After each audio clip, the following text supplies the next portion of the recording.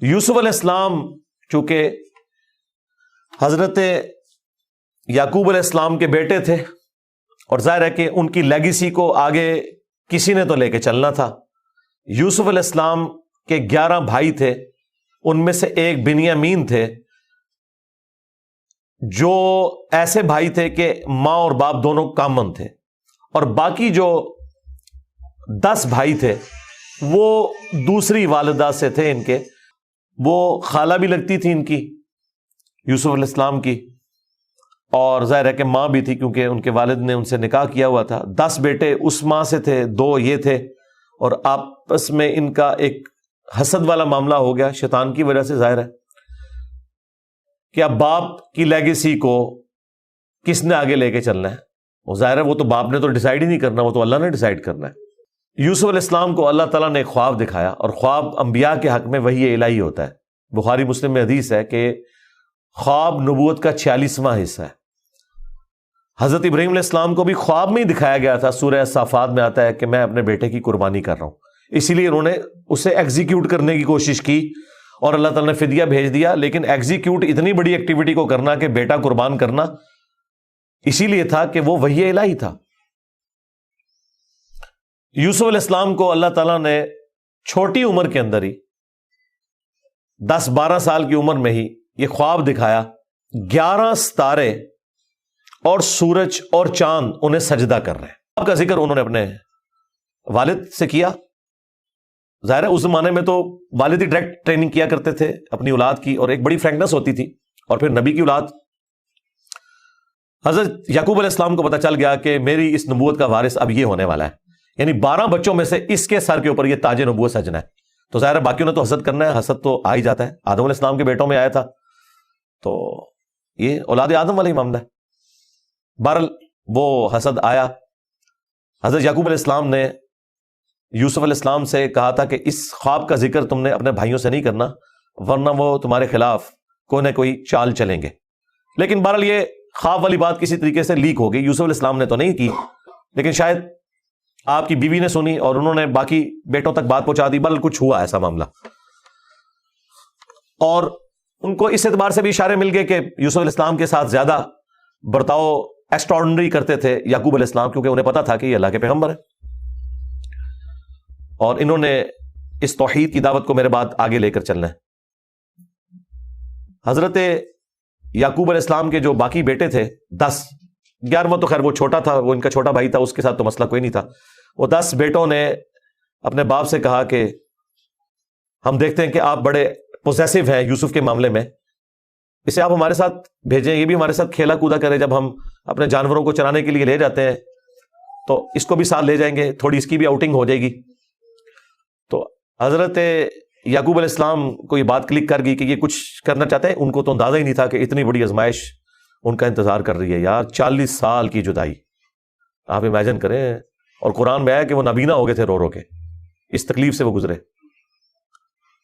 تو انہوں نے کہا کہ مجھے خطرہ ہے کہ تم یوسف کو صحیح طریقے سے دیکھ بھال اس کی نہیں کرو گے، کیئرلیس ہو جاؤ گے، چھوٹا بچہ ہے، کوئی بھیڑیا اس پہ حملہ آور نہ ہو جائے. انہوں نے کہا ہمارے ہوتے ہوئے 10 بھائی جس کے ہوں تو پھر تو ہم پھر نام کے ہی جوان ہوئے. بہرحال وہ تقدیر میں لکھا تھا، ایسا تو ہونا تھا. یوسف علیہ السلام نے وہاں پہنچنا ہی تھا جہاں اللہ تعالیٰ نے انہیں اتنا بڑا منصب عطا کرنا تھا. وہی ہوا، تنگ آ کے یعقوب علیہ السلام نے اجازت دے دی، وہ لے گئے یوسف علیہ السلام کو، اور پلان یہ بنایا کہ اسے قتل کریں گے. لیکن ایک بھائی تھا جو آڑے آ گیا، اس نے کہا قتل نہ کرو، ہے تو ہمارا بھائی، ہم اسے کسی کنویں میں ڈال دیتے ہیں. اور ان زمانوں میں جو قافلے گزرا کرتے تھے وہ کنویں پہ پانی کے لیے رکتے تھے، تو ہو سکتا ہے کہ کوئی نکالے تو یہ اس کے ساتھ ہی چلا جائے، جان چھوٹ جائے، قتل نہ کرو. اور اس میں وہ یہ بھی کہتے ہیں کہ ہم اس وقت تو یہ ایکٹیویٹی کرتے ہیں، پھر بعد میں اللہ سے توبہ مانگ لیں گے، اللہ تعالیٰ بڑا بخشنے والا مہربان ہے، جو کچھ بھی ہے تیرے محبوب کی امت سے. یہ بھی قرآن میں نقل ہوا ہے. وہی سیم مینٹالٹی آگے چل رہی ہے، بعد میں نیک بن جائیں گے. اور انہوں نے ڈرامہ بازی یہ کی کہ یوسف علیہ السلام کے کرتے کے اوپر کسی بھیڑیے کا خون مل لیا اور کہا کہ ہم تو اسے سامان کے پاس چھوڑ کے گئے تھے، پیچھے سے بھیڑیا آیا اور یوسف کو کھا گیا، اور یہ اس کی قمیض ہے. عشاء کے وقت روتے ہوئے آئے، رات کے وقت قرآن کے الفاظ ہیں. حضرت یعقوب علیہ السلام کو سمجھ آ گئی کہ یہ میری آزمائش شروع ہو گئی ہے. کیونکہ توحید ایک ننگی تلوار ہے. انہیں سمجھ آ گئی تھی کہ میں نے اپنے بیٹے سے جو اتنی شدید محبت رکھی ہے نا، اللہ تعالیٰ مخلوق کی محبت کو برداشت نہیں کرتا، ایٹ لیسٹ ایک پیغمبر کے دل میں اس ایکسٹریم لیول کے اوپر جا کر. تو میری آزمائش شروع ہو گئی اب. تو انہوں نے کوئی بحث نہیں کی، انہوں نے کہا میں صبر کروں گا جو کچھ ہوا. ان کو پتا تھا کہ یہ اب اللہ کا فیصلہ ہے، کرنے سے کچھ نہیں ہونا. جو کوئی تھوڑی بہت کوشش کی وہ کی، انہیں اینڈ پہ ان کا میں اب صبر ہی کروں گا، جو اللہ اس کے لیے فیصلہ کرے. وہی ہوا. ایک قافلہ وہاں سے گزر رہا تھا، انہوں نے پانی کے لیے ڈول ڈالا، اور یوسف علیہ السلام کو اللہ تعالیٰ نے قرآن میں آیا کہ یوسف کو ہم نے تسلی دی کہ ایک دن آئے گا کہ تم اپنے بھائیوں کو بتا دو گے جو انہوں نے یہ غلطی کی تھی، ہم تمہیں سرخرو کریں گے. بہرحال ابھی تو تمہارے لیے طے ہو گیا. اور ظاہر جبرائیل علیہ السلام آنا شروع ہو گئے چھوٹی عمر میں ان کے پاس ان کی تسلی کے لیے، اسی لیے ڈھارس بندی. انہوں نے پانی کے لیے ڈول ڈالا، یوسف علیہ السلام نے وہ پکڑا اور باہر نکل آئے. اور بھائی جو ہیں چھپ کے یہ منظر دیکھ رہے تھے. انہوں نے کہا یہ نہ ہو یہ پھر واپس آ جائے. انہوں نے چند ٹکوں کے عوض، چند دراہم کے عوض بیچ دیا. کہا یہ ہمارا غلام تھا تو بھاگ کے آئے، یہ ہمارا غلام ہے، اور جان چھڑائی اس طریقے سے. یوسف علیہ السلام بھی چپ کر کے چلے گئے. انہیں پتا تھا کہ میرے لیے فیصلہ ہو چکا ہے. اور کس تکلیف سے وہ مصر تک پہنچے، اور وہاں پہ غلاموں کا بازار لگتا تھا وہاں بیچنے کے لیے، عبرانی غلام، اور پڑھنا لکھنا بھی جانتے تھے، ذہین بہت تھے. تو عزیز مصر وہاں سے گزر رہا تھا، یعنی آپ سمجھ لیں بادشاہ کے بعد جو سیکنڈ پوسٹ ہوتی ہے. اس نے دیکھا کہ یہ تو شکلی غلاموں والی نہیں ہے، یہ کوئی ایکسٹرا آرڈنری بندہ ہے. اس نے خرید لیا اور لا کے اپنی بیوی سے کہا کہ یہ میں خرید کے لایا ہوں، اولاد تو ہماری کوئی نہیں، ہو سکتا ہم اسے ہی اپنا بچہ بنا لیں. اور یوں یوسف علیہ السلام کہاں دور دراز کے شام کے علاقے جو سویلائزڈ بھی نہیں تھا، بھیڑ بکریاں چرانے والے بدو لوگوں میں سے اٹھ کے اس وقت کی سب سے سویلائزڈ حکومت مصر کی، فرعونوں کی حکومت، آج تک آپ یہ اہرام مصر گیزا کے جو ہے پیرامڈز یہ دیکھ رہے ہیں، یہ ان لوگوں نے تعمیر کیے ہوئے. وہاں پہنچ کے، اور قرآن کے الفاظ ہیں کہ ہم نے یوں اس کے لیے معاملہ آسان کر دیا کہ وہ عزیز مصر کی تربیت میں رہے اور علم حاصل کرے. ظاہر ہے کہ وہ کتنی بڑی بڑی میٹنگز ہوتی ہوں گی جس میں میٹنگ کا ارینجمنٹ کرنا، کھانے پینے کا ارینجمنٹ کرنا، اور ایک خادم کی حیثیت سے باتیں بھی سنتے ہوں گے. یوں اللہ تعالیٰ نے ان کی لرننگ کروائی، اور یوں وہ جوانی کی عمر کو پہنچ گئے. اب عزیز مصر کی جو بیوی تھی، ظاہر ہے کہ وہ ادھر کا جو ماحول تھا ایک بے حیائی کا، اس کا وہ شکار تھی. وہ صرف وہ نہیں تھی، باقی عورتیں بھی تھیں. اس کی قسمت مری ہوئی تھی اس اعتبار سے کہ آزمائش سب سے پہلے اس پہ پڑی. یوسف علیہ السلام کو اللہ تعالیٰ نے حسن دیا ہوا تھا، تو وہ ان پہ فریفتہ ہو گئی، اور اس نے کوشش کی کہ انہیں برائی پر آمادہ کرے. دروازے بند کر دیے، قرآن کے الفاظ ہیں، برائی کی طرف بلایا. پہلے بلایا تو کسی اور کام سے تھا، اور اللہ تعالیٰ نے قرآن میں کہا کہ اس عورت نے یوسف کا قصد کیا، یوسف بھی قصد کر لیتا اگر اپنے رب کی نشانی نہ دیکھ لیتا، برہان.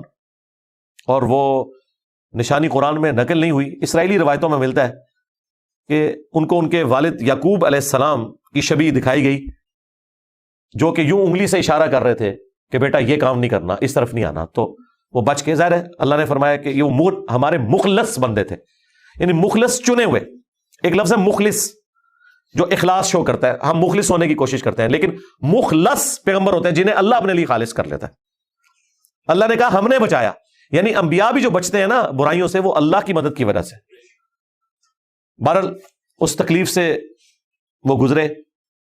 خبر لیک ہو گئی، کیونکہ جب اس نے قصد کیا تو یوسف علیہ السلام بھاگے. اللہ تعالیٰ نے مرزانہ طور پر وہ دروازے کھول دیے، اور یہ قرآن کے الفاظ ہیں. جب وہ دروازے کے اوپر پہنچے تو وہاں سے عزیز مصر آ گیا، اور پیچھے عورت بھی ہے، تو اسے بھی شک پڑ گیا.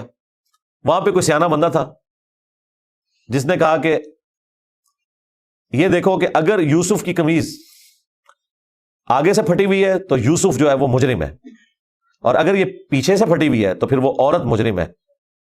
کیونکہ یوسف علیہ السلام بھاگے تھے، اس نے پیچھے دوڑ لگائی ان کو پکڑنے کے لیے، تو پیچھے سے قمیض پھٹی ہوئی تھی اور وہ پیچھے سے پھٹی نکلی. مجھے لگتا ہے کوئی سمجھدار آدمی تھا جس نے مشورہ دیا، اور یہ لاجیکل بھی تھا. تو عزیز مصر کو پتہ چل گیا کہ اس عورت کی چال ہے. پھر بھی وہ باز نہیں آئی. جب اس کی خبر لیک ہوئی تو اس نے کہا میری تو دم کٹ گئی ہے، میں اب ساری عورتوں کی دم کٹواؤں گی. اس نے وہ جتنی بڑے اشرافیہ وہاں مصر کا تھا ان ساری عورتوں کو دعوت پہ بلایا، اور سب کے ہاتھ میں ایک ایک چھری دے دی، قرآن کے الفاظ ہیں، اور ایک ایک سیب دیا. اور یوسف علیہ السلام کو کہا کہ ان عورتوں کے سامنے آؤ. تو قرآن کے الفاظ ہیں کہ جب یوسف علیہ السلام ان کے سامنے آئے تو عورتوں نے بے خیالی میں وہ کاٹتے ہوئے سیب کو اپنی انگلیاں بھی کاٹ لی. کاٹنے سے مراد یہ نہیں کہ وہ کٹ کے لدا ہوگی, مراد یہ کہ اس پہ تھوڑا بہت زخم آیا, یہ اتنا نہیں ہے کہ وہ انگلیاں ٹوٹ ٹوٹ کے کوئی لدا ہوگی تھی یا کوئی ساری عورتوں نے یہ سب کچھ کر لیا. ڈاکٹر سار صاحب نے اس کی اچھی توجہ بیان کی ہے کہ ہو سکتا ہے کہ کسی عورت کی انگلی زخمی اور یوسف علیہ السلام جو کہ غلام تھے وہ اس کی طرف متوجہ ہوں کہ میں اس کو پٹی کر دوں یا اس کے لیے کچھ ارینجمنٹ کروں, تو باقی عورتوں نے یوسف علیہ السلام کو اپنی طرف اٹریکٹ کرنے کے لیے جان بوجھ کے خود ہی اپنی انگلی کاٹی ہو کے تاکہ وہ متوجہ ہوں. کوئی بار اس طرح کا سلسلہ ہوا ایک ایکسٹراڈنری. اور جب یہ حالت ہوئی تو اس نے پھر کہا کہ ہاں یہ تھا جس کے لیے تم مجھے بات کر رہی تھی, تم لوگ بھی تو اس میں گرفتار ہو گئے. اور پھر اس کی ڈٹائی ہے, اس نے کہا کہ میں اسے برائی کی طرف بلا رہی ہوں, اگر اس نے یہ میری بات نہ مانی تو میں اسے جیل میں ڈلوا دوں گی. تو یوسف علیہ السلام نے دعا کی کہ یا اللہ مجھے جیل قبول ہے اس برائی کے عوض کہ میں تیرا مجرم بنوں. دیکھیں کوئی گناہ بھی نہیں کیا, برائی سے بچے ہیں. ہم ہوں تو ہم کہ ہمیں انعام ملے, وہ کہہ رہے ہیں مجھے انعام میں جیل مل جائے کہ میں ان کے شر سے بچ جاؤں. بہرحال پھر وہ بہانہ کر کے ان عورتوں نے جھوٹے الزامات لگا کے یوسف علیہ السلام کو جیل میں ڈلوا دیا. یوسف علیہ السلام بھی راضی تھے, ٹھیک ہے چلے گئے. آلموسٹ 9 سے 10 سال تک وہ جیل میں رہے اور وہ دعوت توحید بھی وہاں پہ پہنچی. اور اسی دوران 2 ایسے قیدی تھے کہ ان دونوں نے الگ الگ خواب دیکھے اور انہوں نے یوسف علیہ السلام سے کہا کہ آپ اچھے بھلے معلوم ہوتے ہیں, اگر آپ تعبیر بتا سکتے ہیں. ان کا میں اس کی تعبیر جو بتاؤں گا وہ تعویل ہوگی, پھر وہ مقدر ہو جائے گی. اور وہ خواب انہوں نے اپنا بیان کیا. ایک نے خواب یہ بیان کیا کہ میں نے یہ دیکھا کہ میں اپنے رب یعنی اپنے اس بادشاہ کو شراب نچوڑ کے دے رہا ہوں. دونوں کے قتل کے فتوے جاری ہو چکے ہوئے تھے. یوسف علیہ السلام نے اسے کہا کہ تم عنقریب چھوٹ جاؤ گے. دوسرے نے دیکھا کہ میرے سر کے اوپر روٹیوں کا ایک ٹوکرا ہے اور اس سے جانور پرندے کھا رہے ہیں, تو ان کا تم سولی دیے جاؤ گے اور تمہاری لاش سے جانور کھائیں گے. اور وہی ہوا. اور قرآن کے الفاظ ہیں کہ جسے نجات ملنے والی تھی اسے یوسف علیہ السلام نے کہا کہ جب تم چھوٹ جاؤ تو اپنے بادشاہ سے میرا ذکر کرنا کہ میرے ساتھ یہ زیادتی ہوئی ہے. لیکن قرآن کے الفاظ ہیں کہ شیطان نے وہ ذکر بھلا دیا. ظاہر ہے اللہ نے تو کوئی اور ہی فیصلہ کیا ہوا تھا.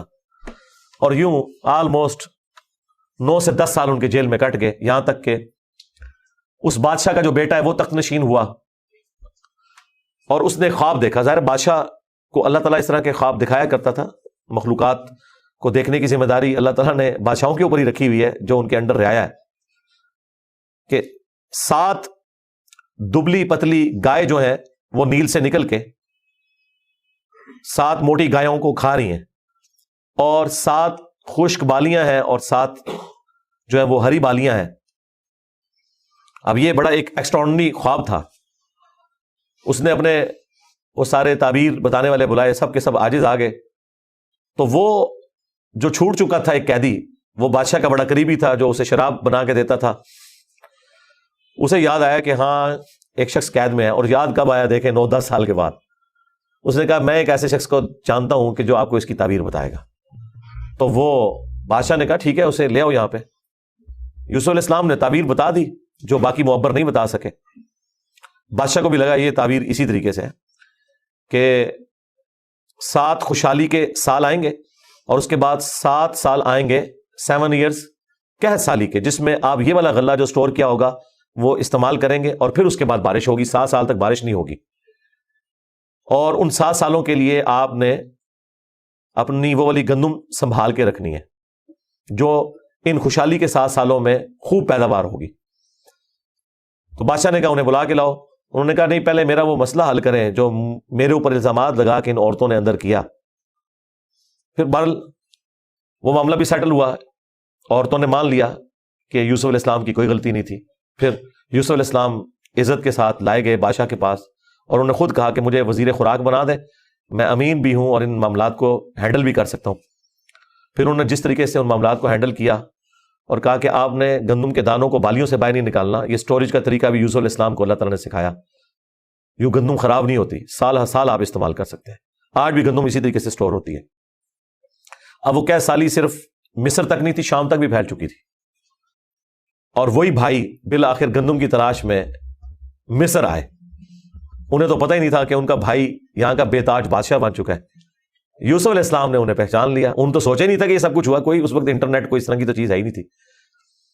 تو یوسف علیہ السلام نے انہیں غلہ دیا اونٹ بھر کے, اور جاتے ہوئے خادمین کو کہا کہ ان کی جمع پونجی بھی آپ نے ان کے اسی سامان کے اندر رکھ دینی ہے تاکہ یہ متاثر ہوں اور اگلی دفعہ پھر آئیں. اور پھر ان سے انٹرویو کیا تو انہوں نے کہا ہمارے تو اس طرح بھائی ہیں, ایک بھائی ہے وہ ہمارے والد صاحب تو اس کو اپنے سے جدا نہیں ہونے دیتے, اس کے اندر وہ اپنے اس بیٹے کو تلاش کرتے ہیں جسے بھیڑیا کھا گیا تھا, اور وہ بیٹا سامنے تھا. یوسف علیہ السلام کے بارے میں اللہ تعالیٰ فرماتا ہے کہ یوسف علیہ السلام یہ باتیں سن رہے تھے اور دل ہی دل میں کہہ رہے تھے کہ تم ظالم ہو, لیکن اللہ کی طرف سے اجازت نہیں تھی. ان کا اچھا پھر تم دیکھ رہے ہو اس بھائی کا بھی سامان میں تمہیں دیتا ہوں, اگلی بار اس بھائی کو ساتھ لے کے آؤ گے ورنہ میں تمہیں سامان نہیں دوں گا. ظاہر کسی بہانے سے تو بلانا تھا نا. اور واپس جب پہنچے انہوں نے دیکھا یہ تو اتنا فیاض بادشاہ ہے, اس نے تو ہماری وہ جمع پونجی جو بھی تھا, کوئی کاٹن لے کے گئے تھے, اس وقت تو بارٹر سسٹم ہوتا تھا نا, وہ واپس کر دی ہے. تو اپنے والد سے کہا کہ آپ اپنا وہ بیٹا بھی بھیجیں, وہ تو بڑا اچھا بادشاہ ہے. تو ان کا نا ایک دفعہ تم اسی کے بھائی کو لے گئے تھے وہ واپس نہیں آیا, اس کو تو میں اب الگ نہیں کروں گا. ان کا ابا جی پھر بھوکے ہی مریں گے. آپ کون سے شیخ عبد القادر جیلانی ہے کہ آپ نگاہ مار کے یہ کچھ کر لیں؟ ہاں تو اور کیا, گندم کے لیے انبیاء ان کی اولادیں. اور یہ تو ہمیں سکھاتے ہیں کہ جی بڑے سے بڑا غوث قطب ابدال کسی صحابی کے پاؤں کی خاک بلکہ گھوڑے کے قدموں کی خاک نہیں ہے. تو قرآن میں تو کچھ اور ہی مل رہا ہے. اب بڑی فاقے آ رہے ہیں کہ کیا کریں. ان کا ٹھیک ہے بس دوسرا بھی اب دیتا ہوں. اور پھر اس میں انہوں نے ایک جملہ بولا کہ قریب ہے کہ اللہ تعالیٰ مجھے میرا یوسف بھی واپس کر دے. انہیں پتا چل گیا کہ ابھی بھی میری آزمائش باقی ہے. میں نے یوسف کو بنیامین میں تلاش کرنا شروع کر دیا تھا, ابھی بھی وہ والی کامل توحید جو اللہ کو ریکوائرڈ ہے نا, جو پیغمبر سے ریکوائرڈ ہے, ایکسٹرا آرڈنری, والذین آمنوا اشد حبا للہ, اس کا بھی اعلیٰ ترین درجہ. تو انہوں نے کہا بہرحال مجھ سے پکا عہد کرو کہ اس بھائی کو واپس لے کے آؤ گے یہاں تک کہ سارے قتل ہو جاؤ, پھر تو معافی ہے, ادروائز تم لوگ زندہ واپس آئے اور اس کو نہ لائے میں تمہیں معاف نہیں کروں گا. ان کا جی بڑی عہد کرتے ہیں, جی میں فکر ہو جائیں آپ, ایسے ہی ہوگا. لے گئے.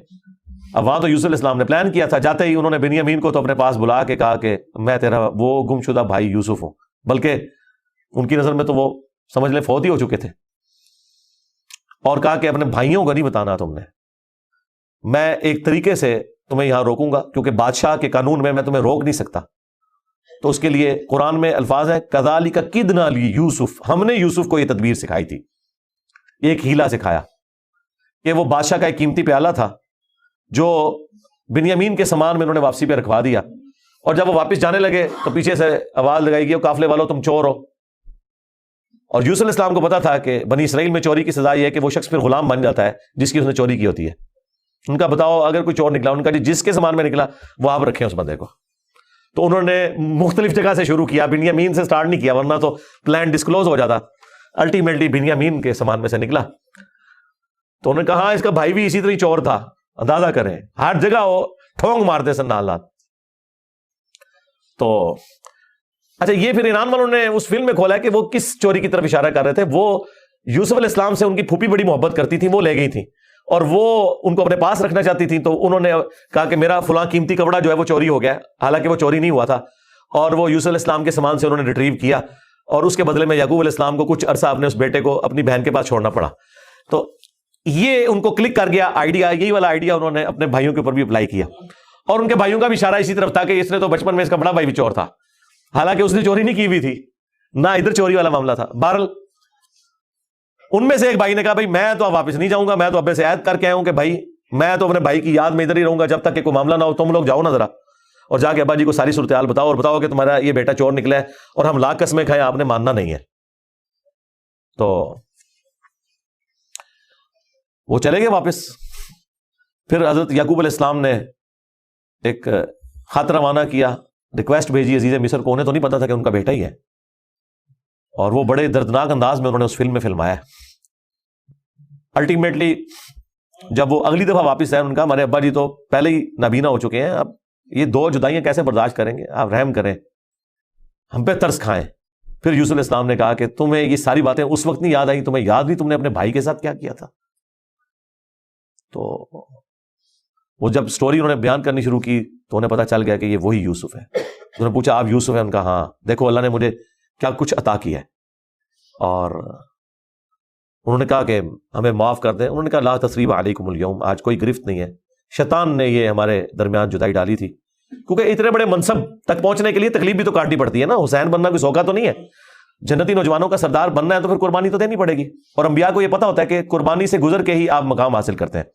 انہوں نے کہا کہ یہ میری قمیض لے جاؤ، اللہ تعالیٰ نے وحی کے ذریعے مجھے بتائی ہے یہ بات، جا کے میرے والد کی آنکھوں پہ ملو، اللہ تعالیٰ ان کی بینائی کو واپس کرے گا.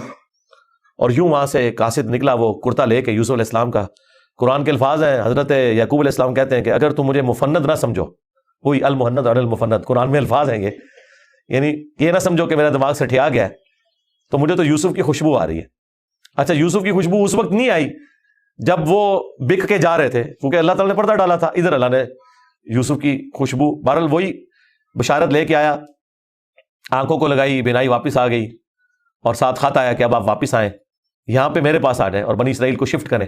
وہ سارے ود فیملی وہاں شفٹ ہوئے. وہاں یوسف علیہ السلام آل نال تھے، انہوں نے ایک قطع زمین ان کو دیا، اور یوں بنی اسرائیل وہاں پہ آباد ہو گئے. اور پھر حکومتی لیول پہ رہے، یہاں تک کہ وہاں پہ ایک نیشنل موومنٹ غالب آئی اور ان کو غلام بنا لیا گیا، جو کسی زمانے میں بادشاہت انجوائے کر رہے تھے. آخر میں وہی ہوا کہ سجدہ تعظیمی کیا یوسف علیہ السلام کو ان کے بھائیوں نے اور ماں باپ نے.